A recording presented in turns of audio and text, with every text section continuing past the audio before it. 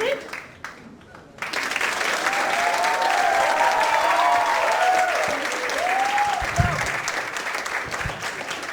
Hi. To introduce myself, yes, my name is Neeti Palta and I am a non-recovering thrill seeker. Or as my father puts it, Kida pleaser. And most of you would know that term. I am trying to get this slide to work. Hang on a second. Doesn't matter, you can just look at me till then. Basically, see, the thing is, I have changed about 3 professions in my life so far. I started out in advertising and quit that as senior creative director in J. Walter Thompson. And moved from there to writing for Sesame Street, which was their Indian version was called Gully Gully Sim Sim. You would have heard of Muppets like Elmo and Grover, yeah? So basically I moved from selling cola to children to telling children cola is bad for them. I was a little schizophrenic in the process. And I did have entertaining slides for you, I promise this is not my fault. Are we getting it? Okay. And in the meantime, I think just when my parents were kind of getting used to the idea that beti finally career mein settled ho gayi, comedy happened to me. So that was my third profession, and somewhere in the middle I wrote a Bollywood screenplay which was produced by Salman Khan. And when I met him, he was wearing his shirt at the time. just putting it out there. So the thing is, you guys are lucky. You actually belong to a generation where there's so many options available for you. I've met like friends, kids who are like, oh my God, what am I going to do with my future? And genuinely, I want to give a tuppy behind the head. Because, in our generation, okay, yeah, I already covered that. Let's try the next one. And the next one. The thing is, when we were starting out, right, our parents' generation kind of stuck to one profession and then lasted in that throughout. That was like job lag gayi was the biggest thing. For me, we did have a few options between engineer and doctor and MBA, like MBA itself was a profession. So, and my father was a career Fauji, and for the life of him, he couldn't understand why I wanted to keep switching. It was always, why beta, daddy Kira.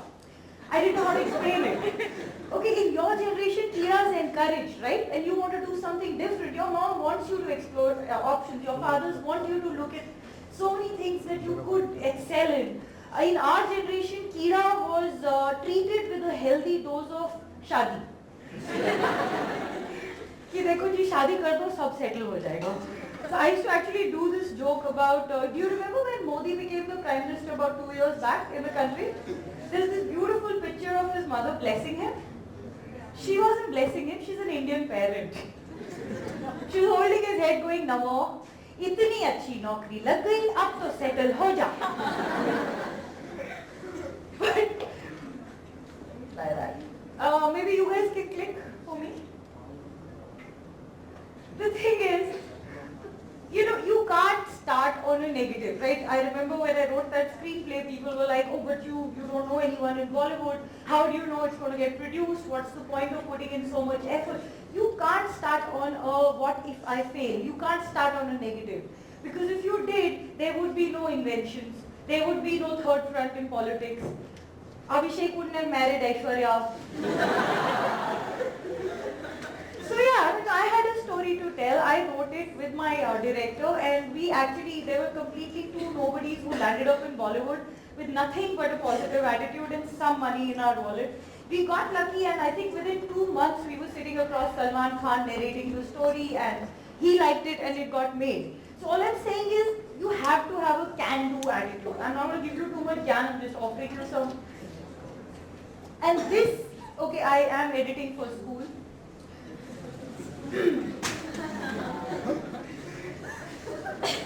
The thing is, I feel that sometimes the biggest obstacle we face is not people who are, other people telling us that we can't. I think the biggest obstacle we face is ourselves. And I don't know if it's true for today's generation, but I've always felt that women come equipped with an extra feature, which is called this inner voice. I think most of the girls know what I'm talking about. It's the most negative personality trait we have, an inner voice which is constantly telling us we can't. It doesn't matter who we are. I'm sure even Indira Gandhi had it. Because, you know, you look at yourselves in the mirror, typically my inner voice pops up. Oh my God, look at your butt, it's so big. Look at your pores, they are so open. They want you to talk in a school. Why don't they care about the future of their children? Now girls, if we had a boyfriend like that, we would dump him, right? Unless he was really rich. So,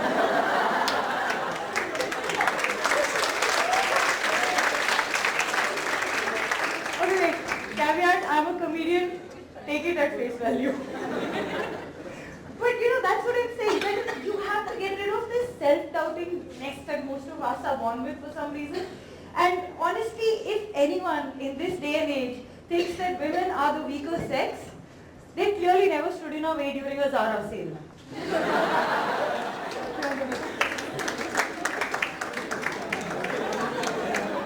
I'm sorry guys, when I look at my brother, this is what I think.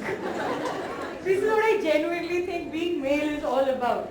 Because, you know, when we were raised, our mothers, you know, obviously they had our best interest at heart, but they didn't even realize what was corroding away our self-confidence. Sit properly, comb your hair, don't be too loud, don't draw attention to yourself. As a result, we just kind of have become doubting Thomases, right?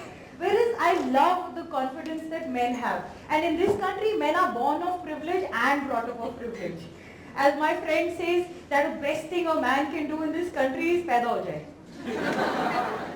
So, you know, and of course I'm not going to beat up the men because I'm hoping that this is a more enlightened generation sitting in front of me. Yeah, I like how enthusiastically you're nodding your head there.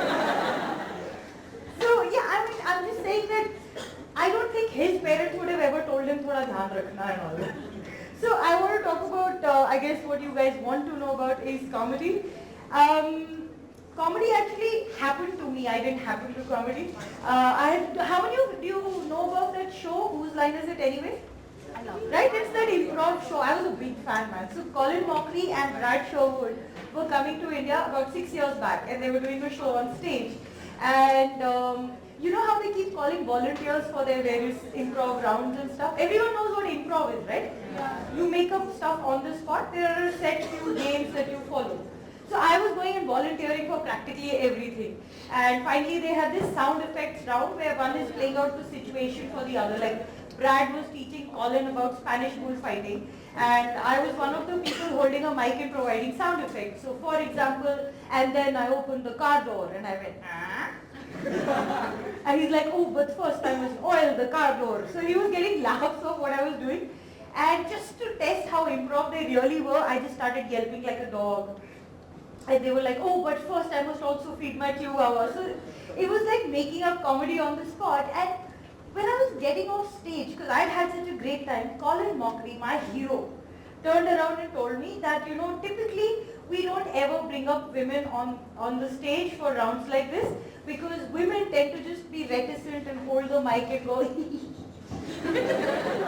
and if you see some of the older shows, it's actually true. And he said, you should try your hand at stand-up. And I was fortunate. I didn't even know that there was stand-up comedy happening in India. And there were organizers there that night who approached me. And 1 week later, I was at my first open mic.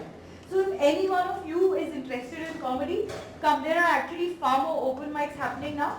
Open mics are these amateur nights where you have to pre-register. You take in like some of your set material. You'll see established acts trying out new comedy, new jokes, which they could fail in or whatever. You have to get your timing right.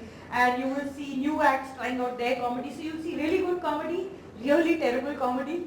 And if you can tell the difference, I hope you become a comedian. And other than that, you know, early days were interesting because back then nobody really knew stand-up comedy, right? I'm talking about 6 years back. Nobody had heard of it. So we would be in pubs where people were used to, you know, eating while there'd be a musician playing in the background. And we were competing for attention against beer and chicken tikka. As you can know, it's quite an uphill task to do. And I remember there was one pub which had a split level. Like I'm talking to you right now, I have your attention. When there's a split level, there's a distance. Comedy is harder to do. And there were people who only wanted music and they started yelling, music, music. So the organizer got a little scared and put me on stage. Now this is Delhi. So the moment people heard a woman going, hello, suddenly there was silence upstairs. Suddenly, from the street level, they were all standing at that mezzanine looking down at me out of curiosity. So I'm like, oh wow, you're going to listen now. They're like, yeah. I said, then will you come down? They're like, no. I'm like, in that case, I'm very glad I wore a polo neck.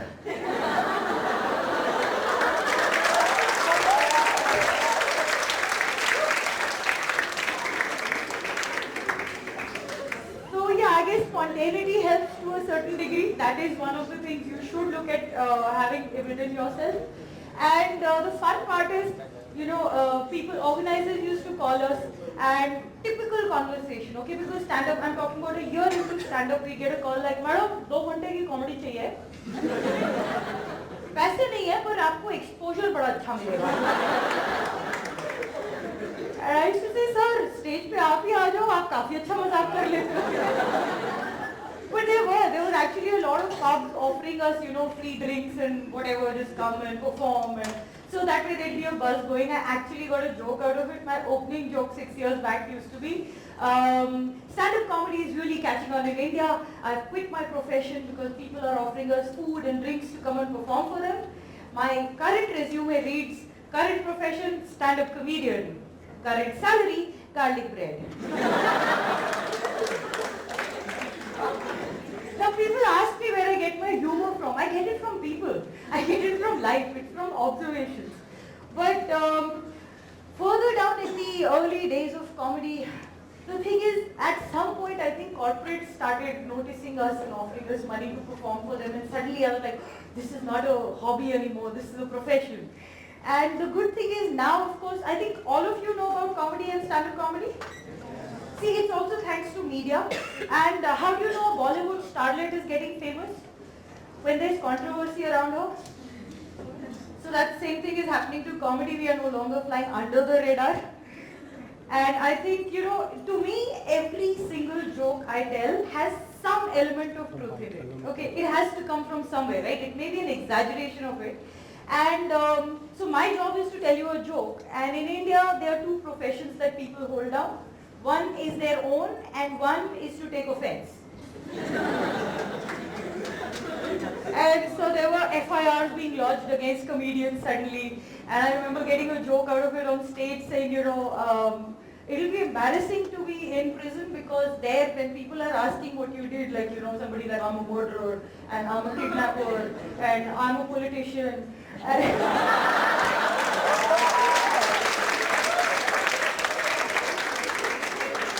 And if someone turned to me and said, what did you do? मैंने joke सुनाया. It would never get the same respect, right? I'd be really low in the food chain in a jail. And I used to joke about, going through airport security where they've confiscated my nail cutter and my toothpaste, and then suddenly I set off the metal detector, beep, beep, beep. You were boarding with the most dangerous weapon of them all, a sense of humor.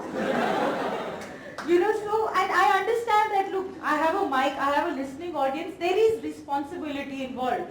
But what those lines are and what the rules are still are being drawn out. So you see a lot of stand-up comedians as regular panelists on news shows.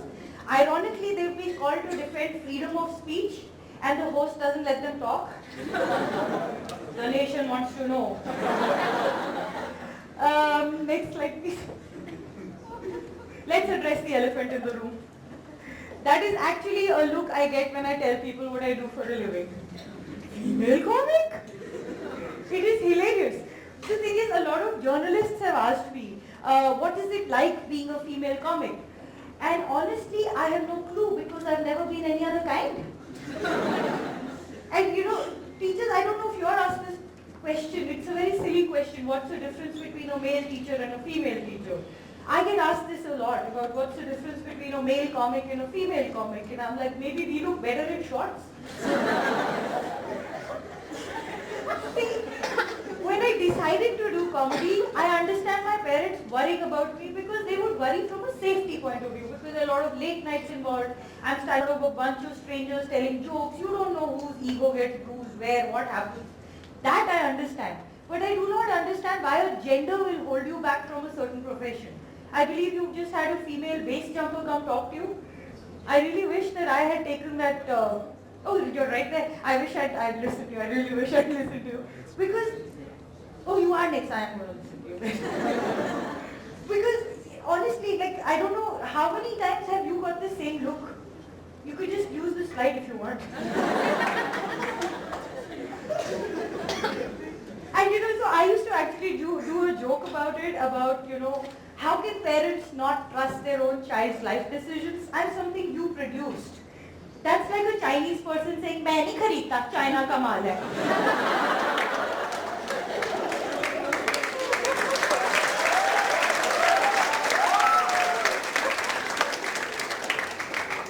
And as she would also tell you, look, there are certain pros and cons to being every gender, right? I get noticed and I get a lot of shows because I'm a female, but there are a lot of shows I turn down again because I'm a female. So when I get called, I'm the one asking 20 questions.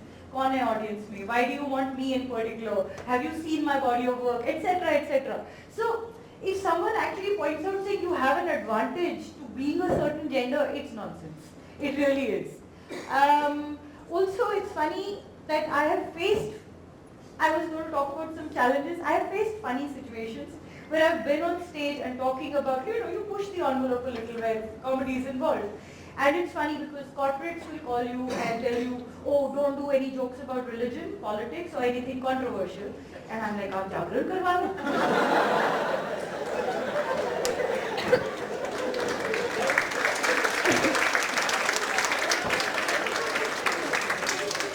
How can you expect political correctness from someone who's supposed to hold up a mirror to society, right? And these same people who are just so sanctimonious and so clean in their thinking, the moment they see a female stand-up comic on stage, after the show is over, the same people think they can push boundaries with me too. And it's funny because you tend to get this reputation of being a fast woman. And I feel bad for P.T. Usha because she had to run races to do that. All I did was tell a joke. So can I have the next slide? Okay, now this is funny because I think most men today will say that they are all for gender equality, yes? I have come across men like this, okay, of course, women have equal rights, of course, we are all for gender equality. Hey Lata, come here, press my feet, make my tea, have my babies. It's very weird, like sexism is so deep-rooted, sometimes guys don't even realize they are being sexist, okay? It is amazing for me because I expect better from youth. And I remember there was an all-female show happening at one point, and I caught the buzz on Twitter. And I kid you not, there was this boy who's never seen my show who had written, oh, you know what, chick comedy is not really my cuppa. I tell jokes about my parents, about traffic, about being sick, about doctors, about politicians, and my comedy's gotten branded chick comedy because I'm a girl. Guys can talk about their girlfriends, their wives, getting lucky with their girlfriends. I cannot talk further. And their comedy doesn't get branded jock comedy. I did not rhyme with chick.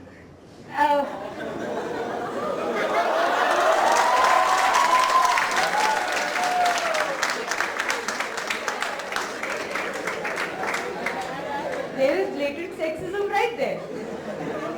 And like I said, corporates reach out to us, and what is impressive is the brief that we get, because nowadays gender equality is actually on an HR agenda of corporates. It's interesting that gender equality needs to be on an agenda to start with. So they're like, oh gee, we want a female comedian because female, haha, it makes sense. And at the very same time, they'll be like, so gee, how much do you charge? How much? I thought male comedians came more expensive than female. So the thing is, you can choose. Girls, I know we get upset. You can choose how you choose to respond to this. I use a healthy dose of sarcasm because ever since I was a child, I remember my self-defense mechanism was this. I grew up with a really painful older brother who used to beat me up. And he was physically superior, so I used to wait for him to go into the loo. Then I'd stand outside telling him like 4-line limericks, insulting, and then I ran like mad. So I could either grow up to be P.T. Usha or a comedian. Can we have the next slide? But to talk seriously, honestly, I come back to this again, that we are a society of extremes, right? We go from oppressing our women to now literally oppressing our men. Because look, girls, I know I get attacked a lot by feminists for saying this, but you know, if a guy can poke humor at men, then he should be able to poke fun at females, right? I mean, we are not that weak that we can't take a joke on ourselves. So I've seen women sitting in the audience with a checklist, oh, that's so sexist, that's so misogynistic, that you don't do that, man. Laugh at yourselves. You can do that, right? And as far as gender is concerned, like I said, there are pros and cons to being either way.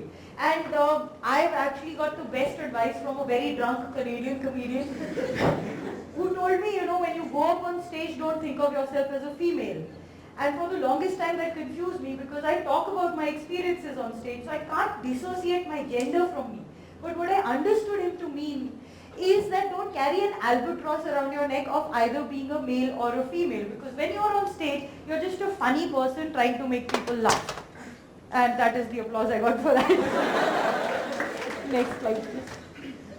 Okay, now the fun part is challenge accepted. So I keep doing these jokes about, you know, there is a sound which I hear very often, which is the sound of the Indian judgment system, which is...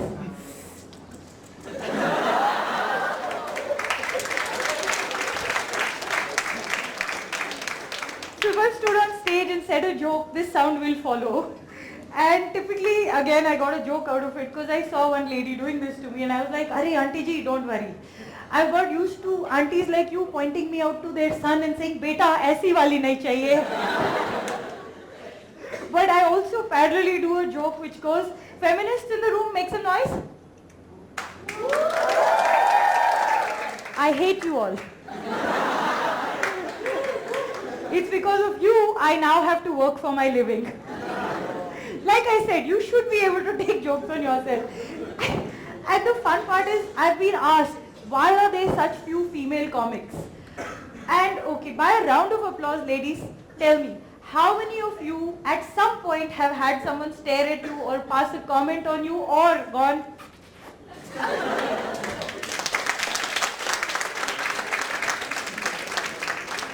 So the only thing I can think of is that we get so much attention as it is. I don't think anyone wants specifically more attention by putting themselves in the public eye. But I think you guys are going to be different, right? Because look, my measure for myself is I've had my parents in the audience. I have seen them applaud, and that has been the biggest moment in my life. Because if I can tell any joke in front of my parents, I can tell it in front of anyone. As long as I have their blessings, that's all the moral compass I need. And I'm frequently asked this question. So, the thing is, those who can do, and those who can't, leave YouTube comments.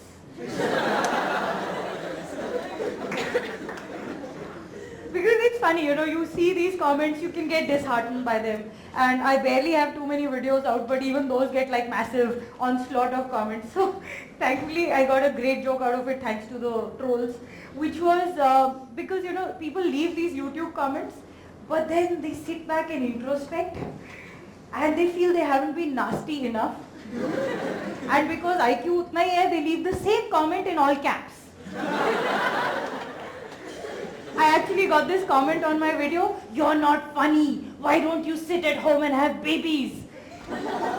I was really hurt. I was like, wow, you could have just said that to me at home, Mom. So genuinely there is humor to be found if you go looking for it.